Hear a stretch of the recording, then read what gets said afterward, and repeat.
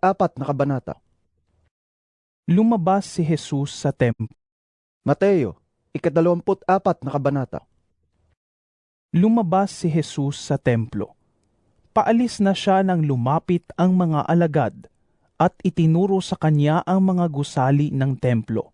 Sinabi niya sa kanila, Nakikita ba ninyo ang mga gusaling iyan? Tandaan ninyo, darating ang araw na wala riyang matitirang bato sa ibabaw ng isa pang bato. Lahat ay iguguho. habang si Jesus ay nakaupo sa bundok ng mga ulibo, palihim siyang tinanong ng kanyang mga alagad.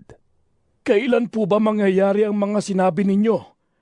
Ano po ang magiging palatandaan ng inyong muling pagparito at ng katapusan ng mundo? Sumagot si Jesus, Mag-ingat kayo upang hindi kayo mailigaw ninuman. Maraming paparito sa pangalan ko at magpapanggap na sila ang Kristo at marami silang maililigaw.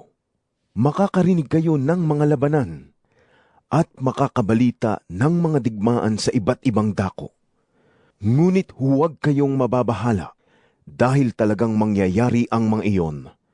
Bagamat hindi pa iyon ang katapusan ng mundo, maglalaban-laban ang mga bansa at gayon din ang mga kaharian.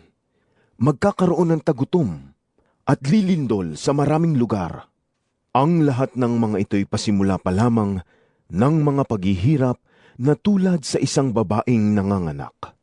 Pagkatapos ay kapopootan kayong lahat dahil sa inyong pagsunod sa akin. Isasakdal kayo upang pahirapan at patayin.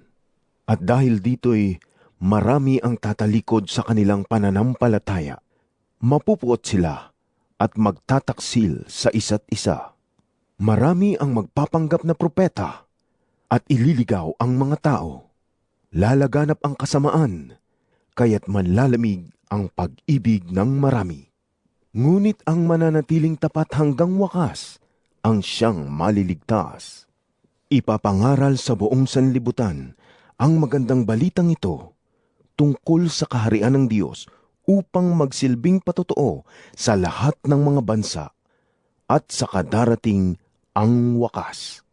Kapag nakita ninyong nagaganap na sa dakong banal ang kasuklam-suklam na kalapastangan ng tinutukoy ni Propeta Daniel, unawain ito